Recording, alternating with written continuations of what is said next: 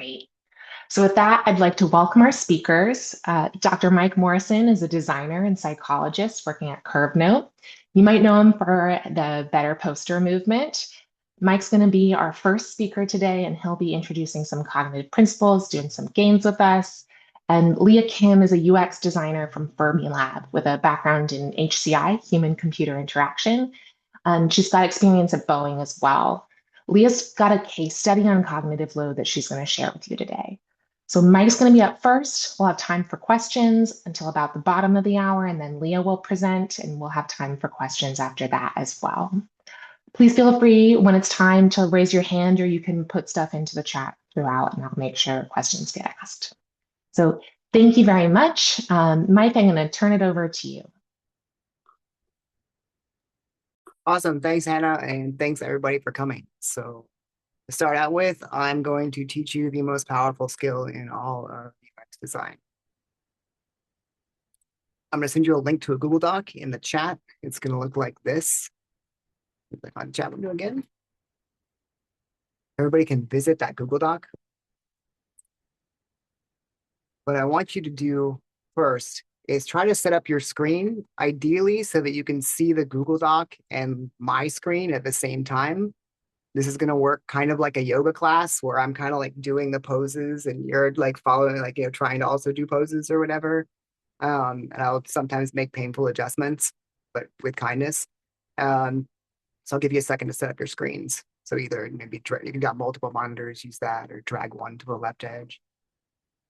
Once you're done with that, what I want you to do is take this example slide and right click on it and then duplicate slide.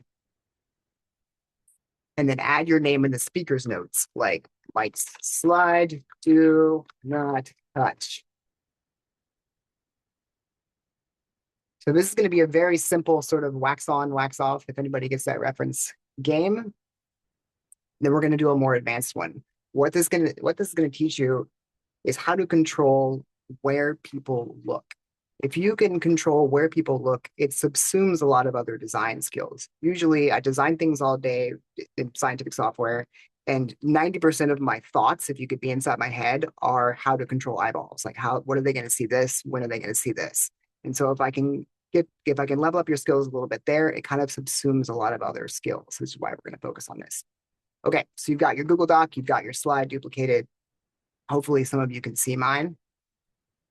Let's start. So what I want you to do is pick one of these two bars that you want people to look at first. It doesn't matter which bar. And the simplest thing you can do to make people look at something first is just give it higher contrast. So this is a white background. I'm going to make it black or dark gray. That's it. It pops right off. And I want you to notice just how, like, just giving it a little bit higher contrast, and you can pick the top bar or the bottom bar, it doesn't matter. Pick your primary and your secondary. We're just giving it like a little bit higher contrast, makes it jump off, right? Now from here, we want to make this pop out even more. So the second thing we can do is actually, a lot of times in science, one rule real quick, no colors. So there's only two rules to these games. One is no colors. Pick a color between black and white. It's because there's this scientific tendency to just like make it red and it jumps right off. I want you to focus on really understanding contrast more than color by itself. So no colors and no arrows, because arrows are sort of how we kind of have grabbing an eyeball. So anyway, so you got your one bar of its higher contrast against the background. The second lesson is that as important as it is to emphasize things in design, it's equally as important to de-emphasize things. So take your secondary one and just make it a little bit lighter contrast. Move it back. And you'll see that first one pops out even more. So that's contrast. The next thing is what I'm going to do is start to play with depth perception. You want to make the bar that you've chosen as your primary feel closer to you. So one of the ways you can do this is higher contrast, which you've already done, but what other qualities do things that are closer to you have? They're bigger, right? You can see them, so maybe make it bigger, make the secondary one a little bit smaller, make it feel like it's a little bit further away. So just play with size a little bit. Just play around, just, kind of Bob Ross this. There's no rules beyond black and white and no arrows. So just try to make one feel closer and the other one feel farther away. I hope you can feel this effect working. You're feeling like now the first one really, really pops out. Try to exaggerate the differences. So a lot of times I see people just kind of make small differences and it like the effect doesn't work as well. If there's a saying, if two things are different, make them very, very different. Okay, so now you've got size and you've got contrast, you're playing with depth perception. Now I wanted to show you something kind of cool. This is all based on the science of visual attention and like what draws the eye. We know generally like what things draw the eye. We don't know which ones work the best besides contrast. So another one might be the middle. So if you want to move your primary to the middle, the center of a screen, that's something called center bias. You're going to see it pop a little bit more. And the idea here is to just sort of stack these sort of attractors on top of each other or subtract them from their secondary. So the next thing I want to show you is faces. We're going to get to a more advanced example in a second, but what I'm going to do is add a face to mine. So I'm going to go to Google Images. Now, remember, no colors, so please black and white face. So I'm gonna pick a celebrity I really like. I live in Hong Kong, so I'll pick Bruce Lee because there are museums here of Bruce Lee. Speaking of Cantonese now to understand some of them, so he's my new favorite. So pick a black and white picture of Bruce Lee. Probably Bruce Lee's face. So pick a celebrity face or something. And I want you to put that on your primary. Just copy and paste it from Google Images and stick it on top of your primary box. We have an area of our brain dedicated to processing faces. I think it's called the fusiform face area. Faces contain a lot of information, so they attract a lot of attention. Let's see if you guys have got some faces. I see JFK, Will, nice. Oprah Winfrey, perfect. I think Dolly Parton, oh, it makes me happy to see her. Another Bruce Lee, cool. I think I lost my slide. It's mine anyway. So now that you got faces, what I want you to do with this face next is I actually want you to move it to the secondary one and make it small if you have to. And I want you to just notice what's happening. Now, just having that face is pulling a lot of attention to your secondary. Even though the other one has like a lot of contrast and it's really big, the face is so powerful. And that's why a lot of times a mistake people make when they're creating these visual hierarchies is you start mixing things up, right? A face pulls too much attention from your primary. You really want to stack as much as you can. So move your face back to your primary. Your primary should really, really pop out. Now for one last trick before we go to level 2, what I want you to do is take a square. The square shape is at the top left. You go to Shapes, Square, and drag the square over your entire slide, like you're going to fill the background. And then right-click, Order, Send to Back, and change the color of that big background to black or something very dark. And you'll notice your hierarchy completely flips. Your secondary pops right out, right? That's the whole game here, is that it's really not so much about bright or dark or in your face or not in your face, Bruce Lee notwithstanding. It's about that contrast against the background. Okay, and we're going to see some real life examples in a little bit. That was level 1. That was sort of, I wanted you to have a simple basic foundation to kind of start from. Now let's go to level 2. Let's see if you can apply this to something. All right, new Google Doc link coming your way.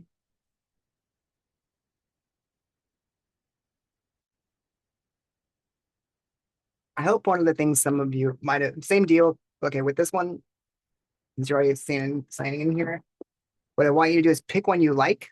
So the templates are above the yellow slide.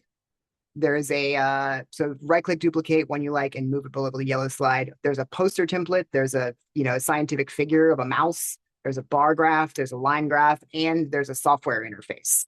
So you pick which one you kind of want to work on. And then duplicate, move it below the yellow slide, put your name on it. If you could in the chat really quick, could you type which one you'd want to see me do? Like which one is most important to you? And that's the one I'll work on. Software, data visualization, or poster. Bar chart, nice. Software, okay. Cool. All right, I will pick software. If a lot of you are into software, I'm just going to type this in the chat, but there's a book called Refactoring Drive that actually changed my life in software design. If you haven't read it. So I'm going to duplicate slide, the software slide. I'll work on that one. Say, do much.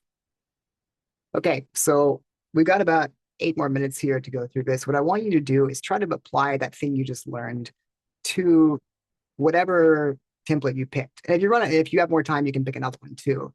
And try to create a story. Like, so it's hard to do this without knowing like what the software does or what the data visualization shows or whatever, but just sort of make up a story in your head of like what you want to show, what the mouse is doing in the figure or whatever, and then try to figure out in your head in that story what would be the most important. So I'm going to pick this software interface. I'll be like, okay, there'll probably be a call to action button, right? Or something like that. And that's probably the most important. And, I want to deprioritize my logo.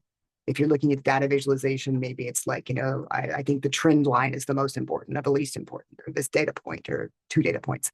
Pick like 2 or 3 things. And then what I want you to do is try to guide people's eyeballs through the important things in order, from most important to least important, using those basic principles.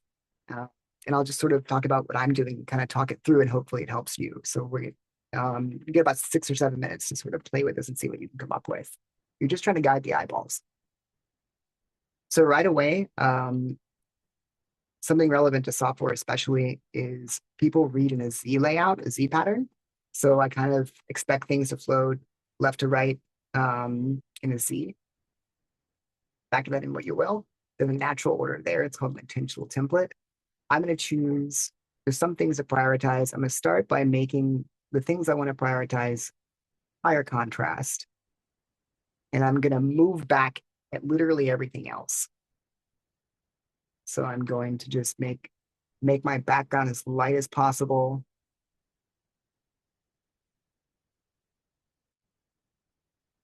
And then every other element, I'm going to give it like a very, very light color. It's something that I've learned from studying like color theory and things, where a lot of times, you start with the brightest thing.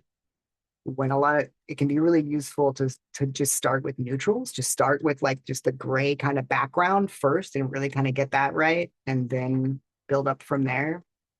So I'm going to start by pushing back almost everything in my design.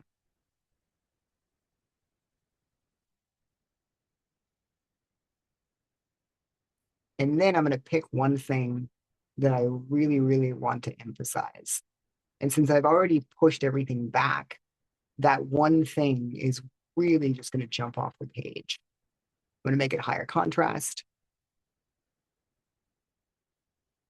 bigger. If you pick the software example, you can do things like, there are no real rules with any of this. You can change size, change shape, move things around, make it yours. Add elements to it from Google Images, whatever you want to do. You still got about 5 minutes. So I'm going to pick one element that I actually want to be the focal point. And then I'm going to try to kind of use that depth perception cue to maybe create some middle contrast. So instead of just high and low, I want some middle. You can also use lines. So if you have a line, like you're doing the data visualization, and you made the line dashed, that's another way to make it lighter without having to use lighter color. Might actually stop you in a couple minutes here and start calling some things out. Testing your designs. If we do this in a longer course, sometimes we'll have each of you like sort of yell out what you see first on each other's designs. You're really thinking about what's the most important information, and how can I get that seen first, and also how do I de-emphasize what I want people to see later.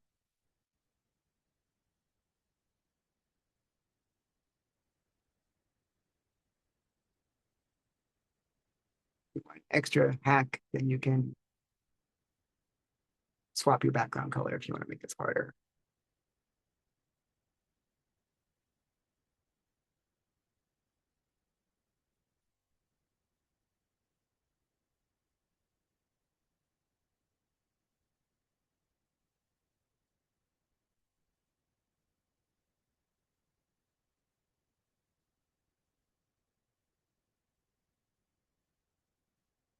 really just thinking about drawing attention to the important things in primary and secondary.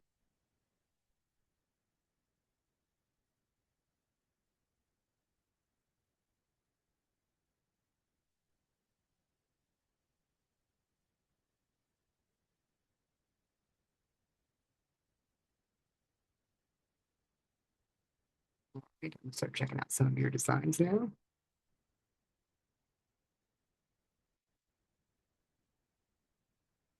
Okay. Give you another 30 seconds here, then we'll do pencils down.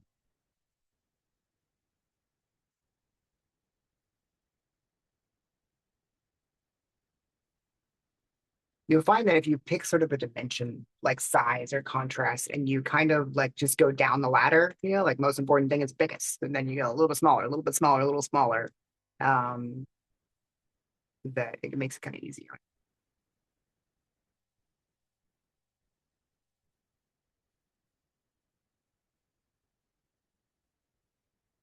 So here it's so we got text.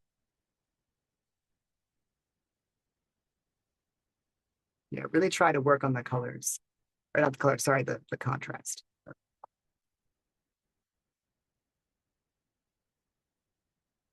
Okay, pencils down. All right, I'm gonna go through your designs real quick and just go over and see how we did here. All right, you can go back to my screen.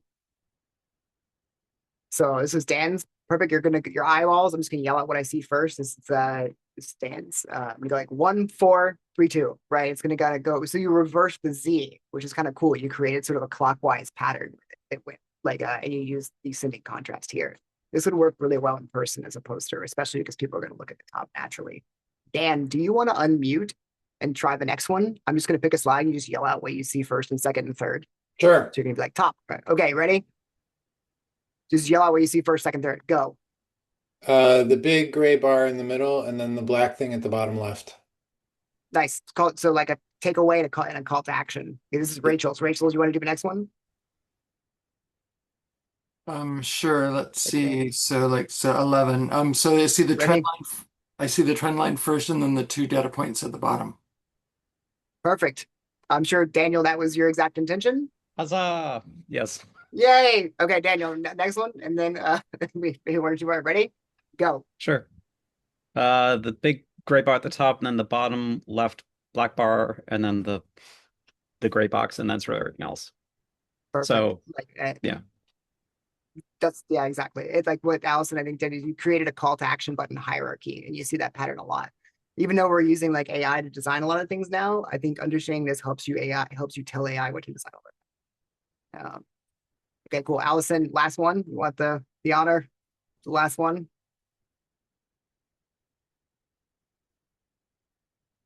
I don't have Mike. Okay.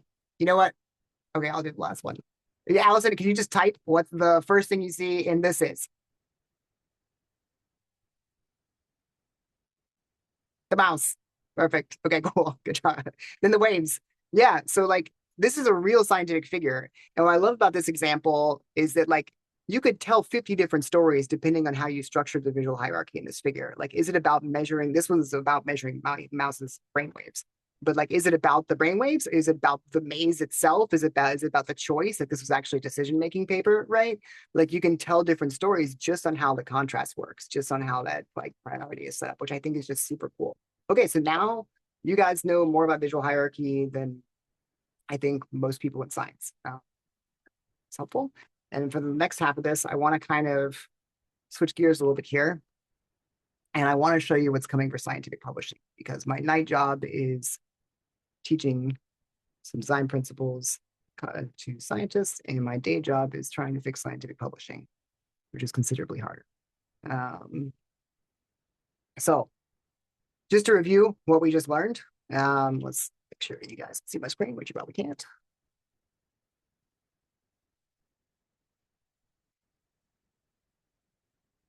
Cool, we see a yellow screen, thumbs up. You can see a yellow screen. Somebody, cool. Thank you, Daniel and man. Oh, I can see it. All right, cool. All right, I'm gonna show you a picture and just tell me in the chat what you see first. Ready? Whose pants do you see first? Blue pants, light jeans, of course, right? Then what poster? Adams 12 promotes fibrosis, right? That one in the center bias, right?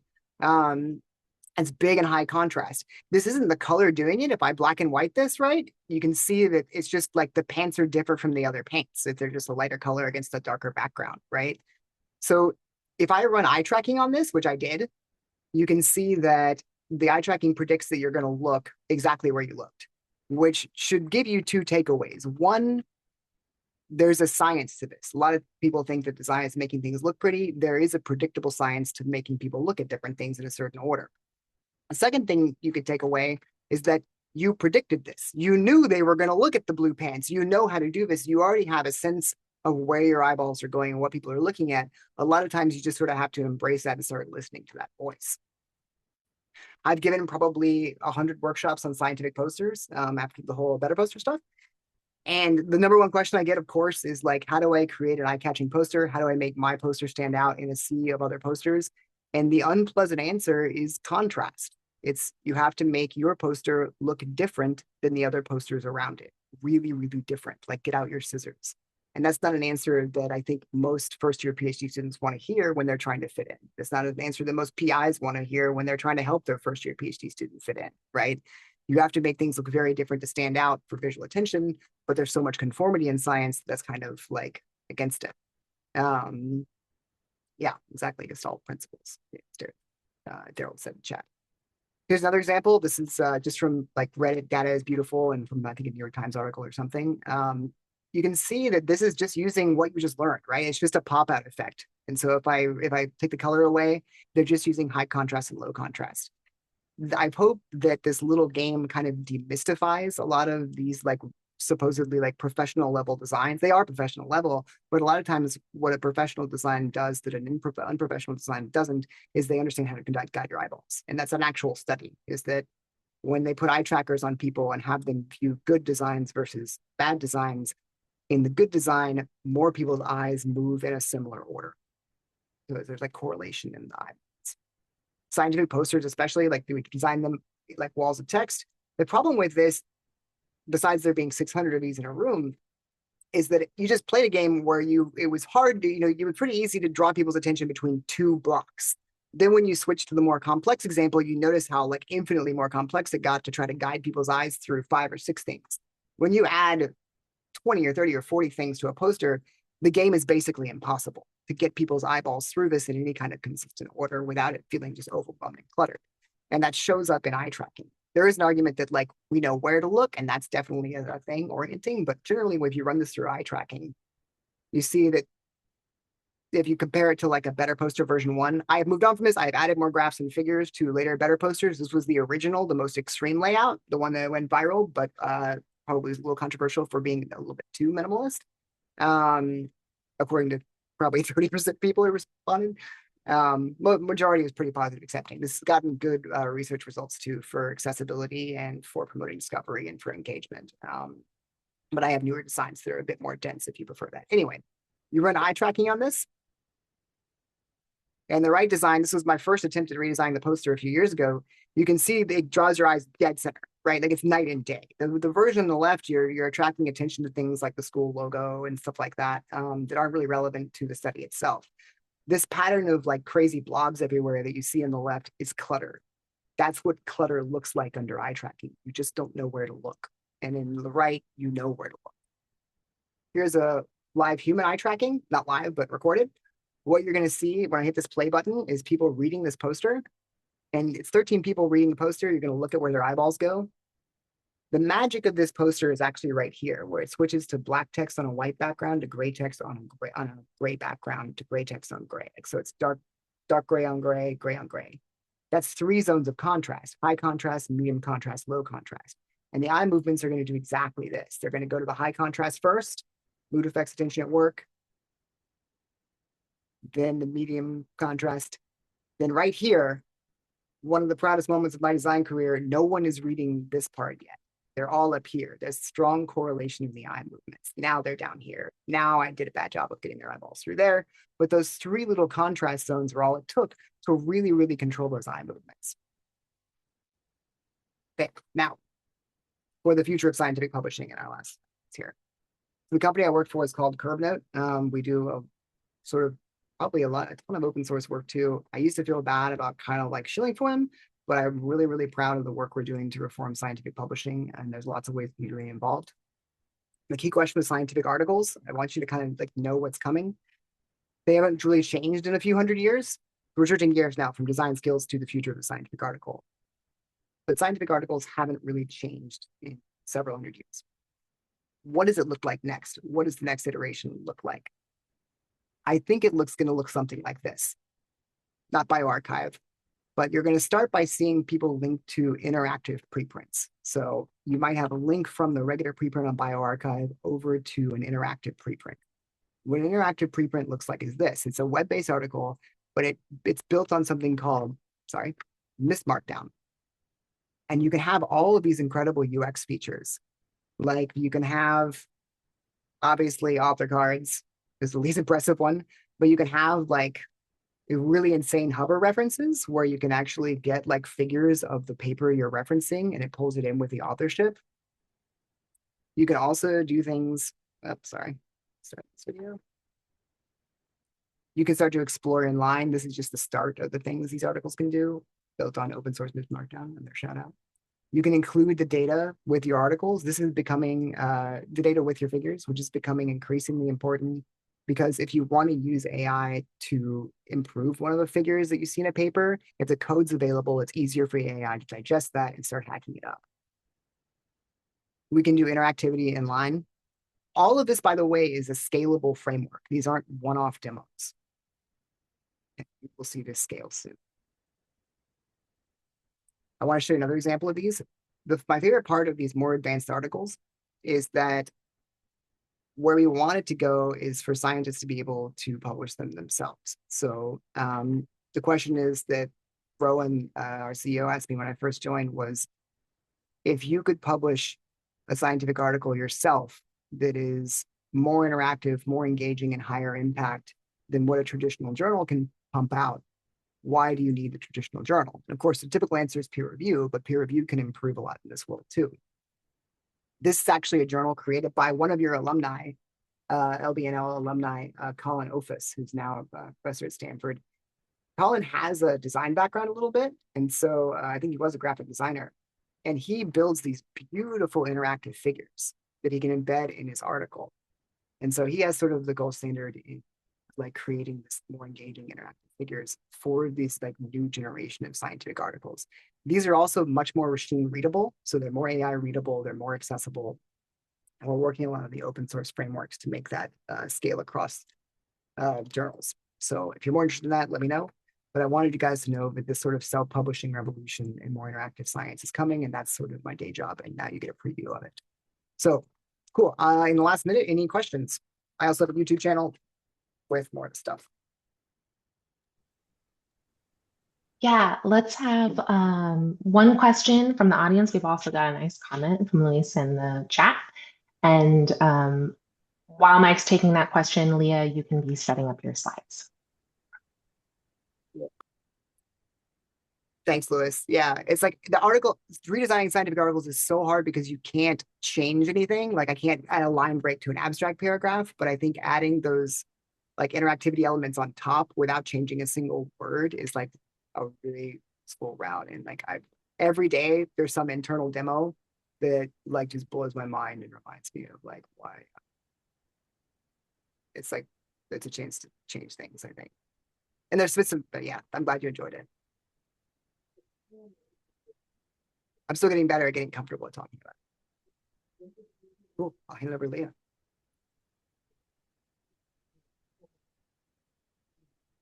Oh, wait, one question. Assuming you won't be around much after the end of this call, being 1 a.m. and all, you'd be surprised. By design, I ran a lot of perception studies during my PhD, and it was introduced to your work at the start of your postdoc, which I really enjoyed. Materials, let's see. Was sorry, sort of less of a question and more of a side comment, but oh, great. Okay, cool.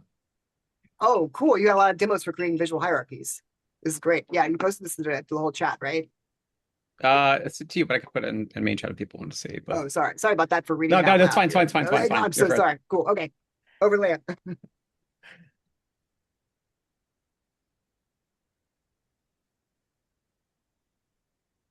Looks great. Can everyone hear me? Yep. All right. Okay. Thank you. Hey everyone, my name is Leah and I am a UX designer working at Fermilab. I'm currently working on redesigning our controls software for Fermilab, and Mike just showed us how visual attention works, how clutter competes for cognitive resources, and how good design guides the eye to what actually matters. And now I want to share with you what happens when those principles meet the pressure of a safety critical environment. So this case study follows a redesign of our beloved alarms application, which is a tool that our Fermilab operators rely on to track our particle accelerator subsystems and respond to alerts. And apologies on the date being incorrect. I had to use the same exact slide deck that I used before. So let's dive in. So to give more context, here is where our alarms application lives. One thing to note by looking at the image at the top right corner, this isn't the only application that our operators use. Operators use up to 100 applications every day. And they monitor all the accelerator subsystems at once with signals pinging constantly. So when an alarm goes off, operators hear a subtle bird-like tone like coo coo coo, a cue that something needs attention, and then turn to the alarms application to understand what's happening and how to respond. And in this environment, every design decision must respect operators' attention and cognition. So the stakes are high and every second counts. And in this redesign project, I used a lean UX approach. So short cycles, continuous user feedback, and constant iteration. And to build this feedback loop, I ran multiple design sprints, which is a structured, fast-paced process where you move from understanding the problem to sketching solution to prototyping and testing with real users, typically within a week. And our first iteration began by listening to users. So operators were generally satisfied with the existing table layout that we see right here. So no major complaints. The table was familiar and functional, but one request came up again. Can we see more alarms at once?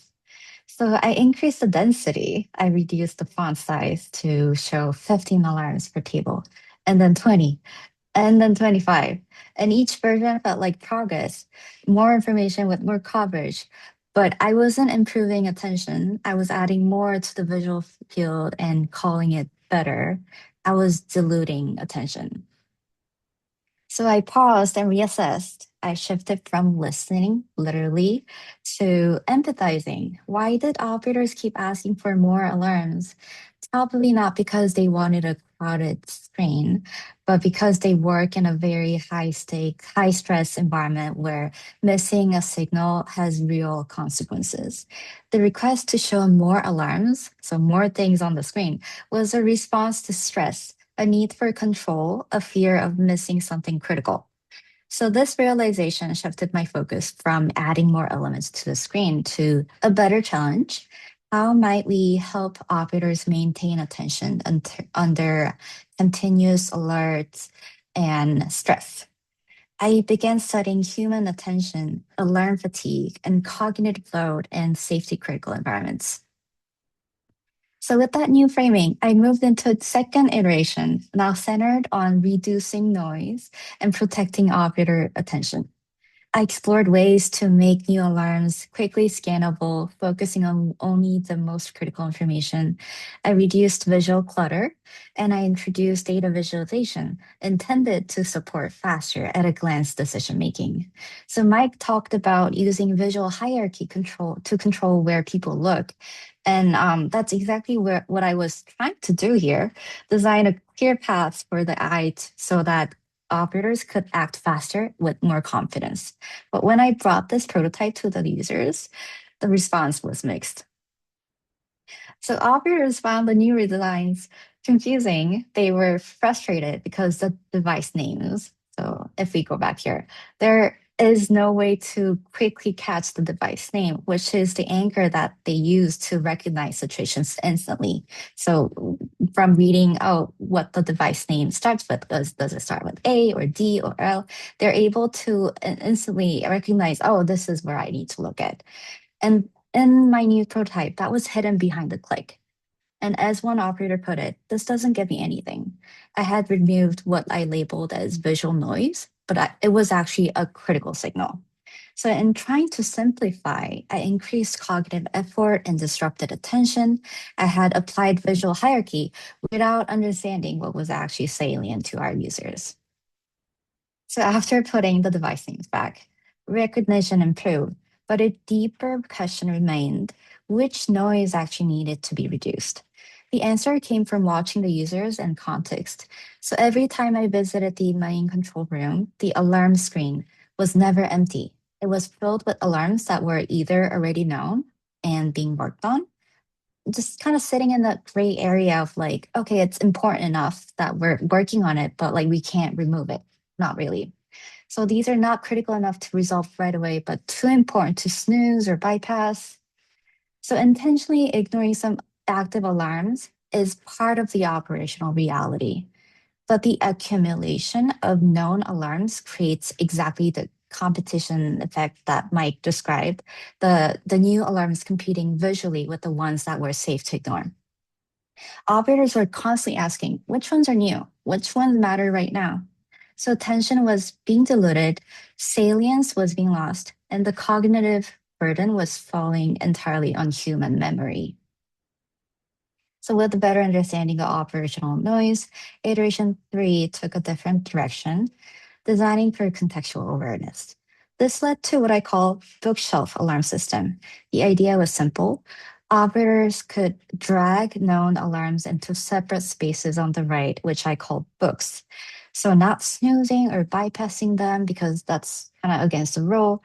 They can just set them aside contextually, labeled as, oh, power outage or experiment A, B, C. The new alarms panel could then stay clean. It would remain empty so that when an actual alarm, like new alarm, critical alarms come in, they see it right away.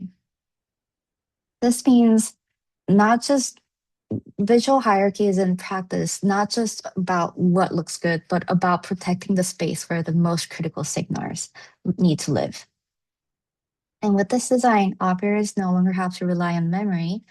Cognitive load is reduced. And even after an alarm storm, meaning, oh, 200 alarms come in because of a power outage, new critical alarms don't get lost in the clutter because that new alarm panel is always empty.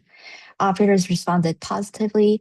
The design aligned with how they actually think and work, supporting both attention and safety. So looking back, it started with listening. I tried to give operators more alarms, more density, more information at once, but empathizing revealed the real challenge. Operators weren't asking for more alarms because they preferred crowded tables. They were navigating this uncertainty and pressure.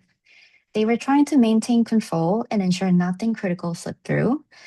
This reframed my entire approach and design toward reducing cognitive strain, preserving context, and guiding attention to what truly matters. Everything Mike covered: visual attention, competition effect, signal to noise, those principles don't change when the interface is in a control room.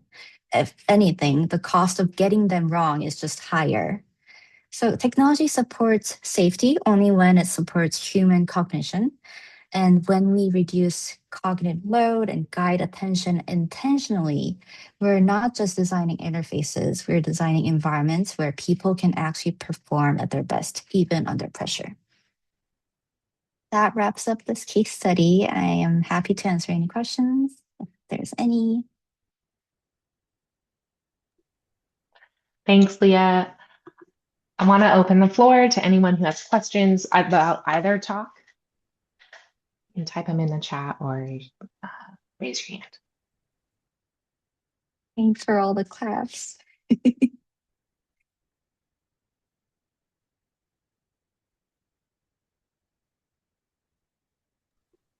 While people are getting their thoughts together, Leah, the not taking things literally, I think, is an important skill when trying to learn from users' needs. Do you have some tips on how you kind of step away from the direct request and into what might actually benefit them? Yeah, so I actually make the compromise and listen to them and then show them what the product is. Like I think listening to them is an important step that needs to not be skipped because it's so important to build trust with our users. So right, the first step, just assume that you're gonna get it wrong. Like listen to them. Okay, so these are the things that they want. Let's see what that gets us. And then kind of discuss that with our users. So I listened to you and here's what we have, but I have this concern. This doesn't really match with your workflow. And then at that point, users usually say like, oh, you're right. Oh, okay. So what can we do? And then you can change the conversation, move from like, oh, this is all the complaints that I have to like, wow, okay, what do we do now? Like, this isn't working. And then they start to listen to you and like listen to your advice and lean on you, on your expertise and making the software better. Great. I see. Yeah, questions in the chat from Brad. How do you balance improved design versus familiarity bias? I think either of you can, both of you can answer. Do you want to go first, Mike? I want to take the next question from Daniel. If you want to take this one, I think your designer did a really good job of this one. Yeah, so familiarity bias, it's so important to make sure the software feels like something that they can use every day. Like, oh, I've been using this tool for 20 years. This was something an operator said to me, literally, like, oh, I've been working on this like for 20 years. I don't want it to change. But like once they understand the improvement in life that this new software delivers, they start to change their attitude towards it. I think that's a critical part of balancing improved design versus familiarity, just making sure their attitude, like their thought process or like their perception has changed already in terms of like our target users. And also make sure to use the same language that the existing software uses. So you might notice that I've used the same symbol that the existing software uses. I'm not changing any of the color schemes. I'm just kind of diverting it a little bit, changing it here and there just to increase the contrast or making sure that the software delivers what it needs to. So I would say make sure the users understand why there's a change. And then second, don't change anything that isn't supposed to change. Make sure you're changing only what's necessary.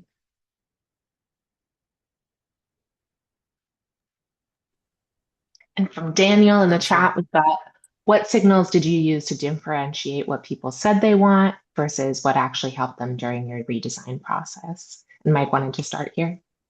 It's because this question has been the bane of my life for 5 years. Like with the posters, like I would go and do studies of posters, right? And I'd be sitting there with my stupid clipboard, like which poster did you like better or whatever. And I would watch people walk down a row of posters, ignore all the walls of text, read all the better posters, come up to me and tell me they like the wall of text better. And I'd be like, what? Be like, I just watched you. You know, you didn't. You ignored them all or whatever, right? And like, and then I'd watch like the better poster win the award, and people still tell me that they like the wall of text or whatever. And like, and so I had a professor in psychology in first year PhD who said that his thing was that he was so sick of self-reports that he wanted to look at like trying to get it through behavior, the same questions. And there's something called espoused values versus enacted values, which is like what people do versus what they say they do, right? Kinda. And so what I'm doing, at least with posters, is looking for those behavioral measures. So I'm inventing an entire device that I'm about to test at a big conference to measure how people move in poster sessions and how they forage. That's what I sort of resorted to at that conference, was trying to just get at it through behavior. And there's probably versions of that with software where people can tell me they like this exact amount of density or whatever, and then but practically that scroll depth isn't there, or they make too many errors when we do the user testing and things like that. So I guess short answer, I really try to design measures that aren't self-report for like just watching it. Sorry, it's an emotional answer. Also, short answer for Tatiana, absolutely use the contrast method in UIs to attract attention to specific features. Especially, I try to have like one call to action per page in Um, any advice, Mike, if it's like, few types of like call to action. So for example, like you have like search interface, and then at the same time you have I don't know, like advanced search that you also, or like filters that you also want to, your users to notice. Like how would you, like still like find out the main call to action and then, something like a secondary, make a decision. I think Leia's answer is really beautiful on this, that if you use standard patterns, like people can expect filters to be above the table, right? Or whatever, like that accounts for that. Okay. Off of that, like you're still creating little hierarchies. Like you've seen call to action buttons. There's like the big one, the little one, and the one that's just a link, right? Like you're creating these mini hierarchies Yeah. within an element. And the last thing I'll say is that my brother, classically trained designer, somebody with their PhD and taught himself science design. But like he did a study a design study once where he had an empty pane of glass and he had people go up and be like, change the volume. And they'd like reach to the side of the glass and turn the thing down, right? Like just instinctively. There are these instinctive motions. Later, he designed like Marvel movie graphics for like Tony Stark's helmet. Same thing, right? Like Robert Downey Jr., like, like spin up the weapons and he'd be like, whoa, and then put the interface on it, right? So there are those like naturally mapped movements, like the sort of phantom limb places where you want stuff. And I try to pay attention to that too. But that's all I got. Yeah. Thank you. And Leah, I can answer. thank you so much Oh, for the case presented. It was really interesting to hear how you came up to the final decision. It also resonates with my work that I'm doing for our users. The only problem is that when I was hearing you were working with a team, right? That was constantly providing you feedback. For many of us that are designing applications or whatever scientific posters or like scientific websites, it's a challenge to find sometimes the audience, the target audience that is willing to talk to you and provide meaningful feedback. So a little bit tricky. mhm. Yeah, that is the reality of many scientific labs, unfortunately. So when you have a user experience expert in the team, or maybe you could be one of the first things that you would do is make sure you have that connection with the target users, make sure they have the bandwidth to listen to you or like talk to you, provide feedback. That's one of the hardest things that you probably have to do, but it is so important. It's great if if they are working on the same things and have the same workflows, but with so many scientists with different patterns, how they approach specific problems, it's very challenging. And I know like everyone who is here, I believe can speak about the same problems we are facing. So yeah, I Mhm. applaud everyone who is listening to you, Mike, and to you, Leah, and anticipating and like all those challenges and work on those challenges as well. Science design has got to be the hardest. Maybe I'm biased, right? But like our interfaces are so complex and it's just and there's no existing. You can't go copy Banana Republic's pattern for this or whatever. Like there's no. Yeah, it's all YouTube. So There's a related question in the chat from Rachel. After a redesign, how do you test for the expert user case? For example, accelerator features or like power user features, shortcuts, etc. Do you ever follow up once there are actual experts to work with, like a year later? So I am assuming that this is a question about whether we measure the success on maintaining that expert user efficiency. So like with the current tool, with the current software, for example, at Fermilab, our expert user of like 20-year-old experience can like complete a task in like 3 seconds, literally. Can we maintain that without losing all the benefits that the new software brings? That is definitely something that we do test. But even before doing a user testing, we identify all these shortcuts, like what all these like user flows that expert users would take. And then we're like, okay, it is our goal to keep this because our users include not only new users, but expert users who are likely to stay at the lab for 10 more years, right? So yes, we do test it, and it's one of the most critical success metrics because when we launch this product, we want our users to use them, not resort back to using the previous tool because it is easier for them to use it. Thank you. Just to clarify, I didn't mean experts in the field. I meant that when there's a new tool, no one can be an expert at it because it hasn't existed before. So what do you do with that? You guess this would help someone who's knowledgeable and high-powered, but you don't always know, and they can't be an expert in the moment. That was my question. But thank you for your answer. Oh, okay. To answer that question, I think it's important to identify what are the shortcuts that users need, what are the things that users need to do to be efficient at they do, to feel confident completing these tasks that they're responsible for. And from there we take we end up actually creating a user archetype that we name expert. And then how can then we work on the design, assuming that, okay, our goal is to make sure our novice user can grow up to be that expert user over time of using our software. So yeah, I hope that answers your question. Okay. There's a question in the chat from Annette about using card sorting or anything to whittle down the items for the final design. And maybe you can explain what card sorting is.